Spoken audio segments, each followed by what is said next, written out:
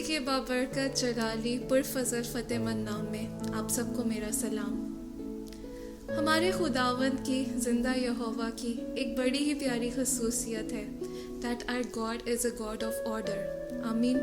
जो कुछ भी खुदावंद करते हैं एक तरीके से, एक प्रोसेस से, एक प्रेपरेशन से करते हैं। इसी तरीके से खुदावंद जब कोई असाइनमेंट, कोई पर्पस किसी इंसान को असाइन करते हैं तो खुदावंद उसे ऐसे ही अनप्रिपेयर्ड बैटलफील्ड पे नहीं छोड़ देते, बल्कि खुदावंद उस इंसान को एक प्रॉपर एक प्रेपरेशन पीरियड से गुजारते हैं।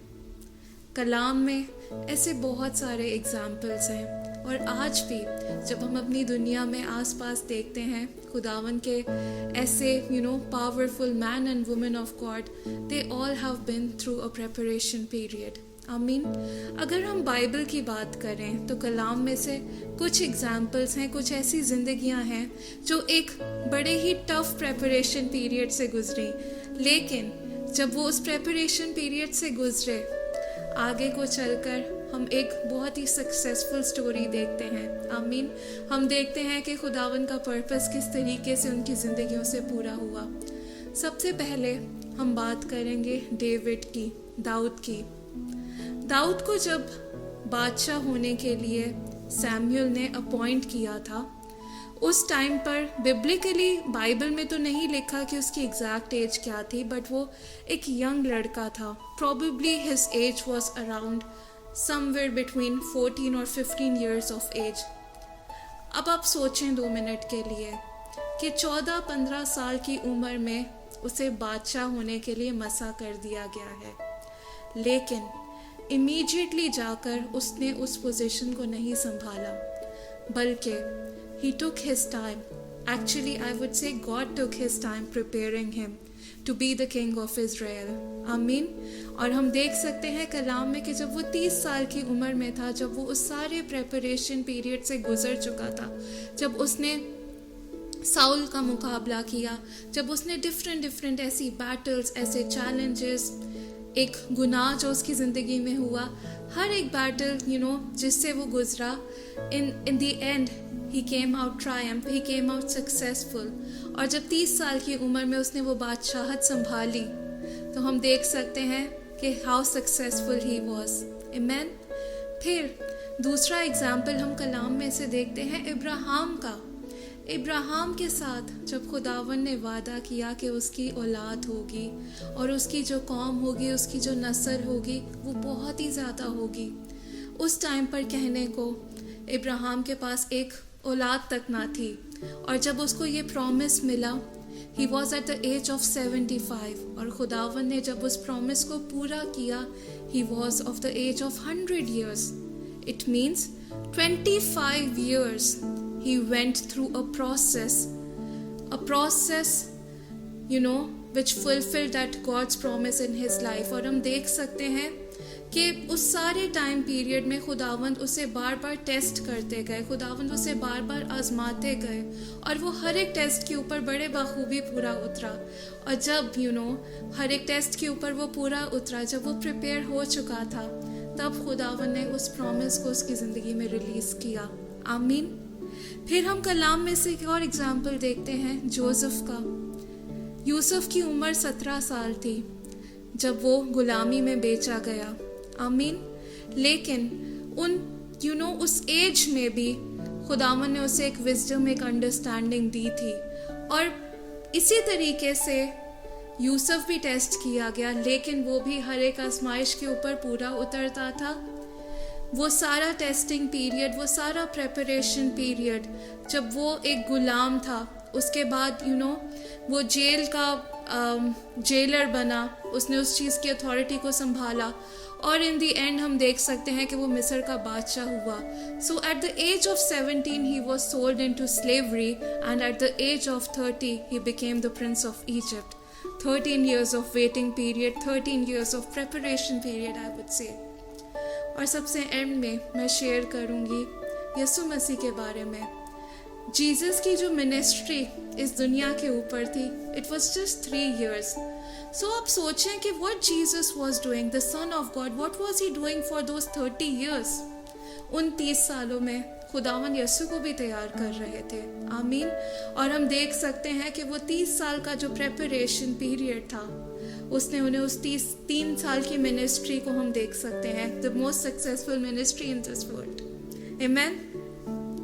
हम देख सकते हैं कि इन सारे एग्जाम्पल्स में से, इन सारी स्टोरीज में से बड़ी ही ग्लोरियस टेस्टिमनीज बाहर निकली हैं। आमीन। और हर एक बात से हमारे जिंदा खुदावंद के नाम को जलाल मिलता है।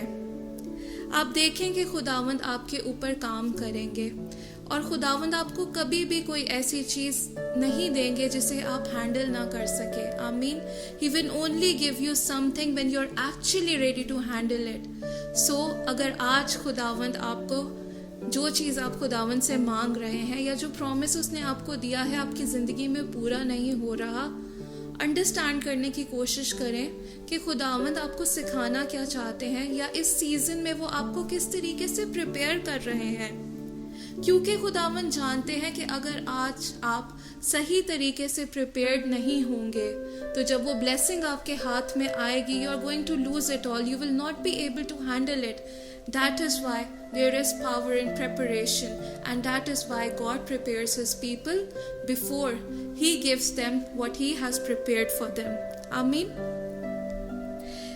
आप सोचें कि जब आप प्रेपरेशन के पीरियड में हैं उस टाइम पर आपको करना क्या है।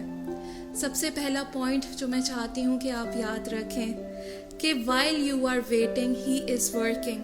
यूहन्ना उसके 5वें बाब की 17 आयत में लिखा है, लेकिन यीशु ने उनसे कहा कि मेरा बाप अब तक काम करता है और मैं भी काम करता हूँ। इस बात से हमें एक बड़ी खूबसूरत बात सीखने को मिलती है कि God is always working behind the scenes, he never stops. तो आज आपको लग रहा है कि मेरे वेटिंग पीरियड में खुदावंद साइलेंट है या वो जवाब नहीं दे रहा या वो ब्रेक थ्रू नहीं आ रहा। I want you to remember कि while you are waiting, God is working everything out for your good. Amen. And everything is going to turn out very beautiful.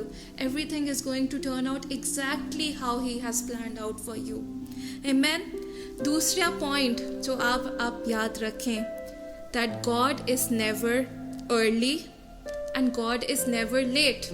I'll repeat it again. God is never early and He is never late. Instead, He is always on His time. आमीन। यसाया उसके 60 बाब की 22वीं आयत में खुदावंद कहते हैं, मैं खुदावंद ऐन वक्त पर ये सब कुछ जल्द करूँगा। आमीन। तो खुदावंद की जो टाइम लाइन है वो हमारी टाइम लाइन के साथ ज़रूरी नहीं है मैच करें। अगर हम देखें ये सारे एग्जाम्पल्स जो हमने देखे, उनको भी शायद लगता होगा कि ये चीज़ तो मेरे लिए बहुत पहले हो जानी चाहिए थी, लेकिन जो खुदावंद का अपॉइंटेड टाइम था, जो खुदावंद का राइट टाइम था, जब खुदावंद ने उस काम को किया तब वो ब्लेसिंग उनके लिए पूरी हुई। आमीन। So our timeline does not always have to match God's. और हम सबने ये ना सोचें कि अगर आज हमारी ज़िंदगी में बहुत देर हो चुकी है तो सब कुछ ख़त्म हो चुका है।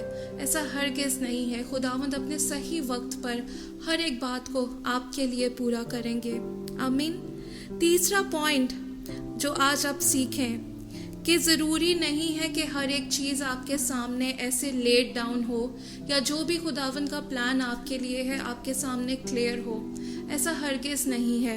यूहन्ना उसके 13 बाब की 17 आयत में यीशु मसीह कहते हैं कि जो मैं करता हूँ तू अब नहीं जानता मगर बाद में समझेगा। आमीन। तो खुदावन जो कर रहे हैं, इट डज नॉट मीन कि आज वो हमारे लिए सेंस क्रिएट करे। बाज़ औक़ात जब आप अपनी सिचुएशंस को देखें आपको ऐसा लगता होगा कि ये क्यों हो रहा है या वो क्यों हो रहा है, या खुदावन का तो वादा ये था बट इसके ऑपोजिट हर सब कुछ हो रहा है। ज़रूरी नहीं है कि हर एक बात हमारी समझ में आए। ज़रूरी नहीं है कि हम हर एक चीज़ को समझ जाएं या हर एक चीज़ को अपने फ्यूचर को जानते हों, क्योंकि हम इस बात को जानते हैं कि जो खुदावन के वेज़ हैं वो हमारे वेज़ से कम्प्लीटली डिफरेंट हैं। हम एक इंसानी अक्ल से, एक महदूद अक्ल से, एक महदूद समझ से चीज़ों को सोचते हैं, लेकिन खुदावंद उससे बालातर है। खुदावंद हर एक चीज़ को जानता है। His ways are higher than our ways. आमीन। फिर I want you to remember that you do not have to compare yourself to anyone. आपकी जो कॉलिंग है, आपकी जो ज़िंदगी है, आपका जो पर्पस है वो टोटली यूनिक है. It does not have to match with the other person. आप ये नहीं सोचें कि उसके लिए ऐसा हो रहा है या उसकी लाइफ इस तरीके से चल रही है. That person may have gone through their own test and you have to go through your own test and your own preparation period. So since your calling is unique, that is why your purpose is unique. Amen. आप एक example आपके साथ मैं literally share करना चाहूँगी कि एक engineer जो है उसे हम डॉक्टर की ट्रेनिंग नहीं देते. Amen. जो इंजीनियर है वो इंजीनियर की तालीम हासिल करके इंजीनियर बनता है और जो डॉक्टर है वो डॉक्टर की तालीम हासिल करके डॉक्टर बनता है. तो क्योंकि पर्पस यूनिक है, असाइनमेंट यूनिक है, तो ट्रेनिंग भी आपकी स्पेसिफिक है और खुदावंद उसी तरीके से आपको तैयार करेंगे. आमीन. और इस कलाम को मैं एक कोट के साथ एंड करना चाहूँगी. A yes from God blesses you, a no from God protects you, and waiting on God prepares you. आमीन. खुदावंद आप सबको बहुत बरकत दें. आए हम दुआ करें.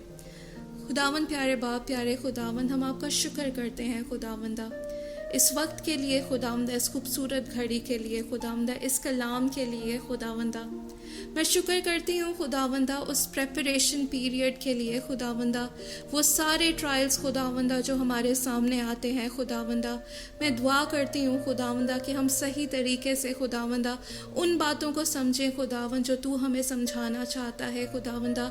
और इस प्रेपरेशन पीरियड को खुदावंदा बड़ी ही खूबसूरती से खुदावंदा हम अंजाम देने वाले हों खुदावंदा.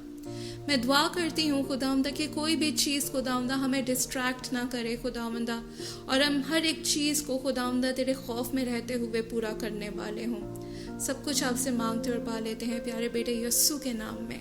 आमीन.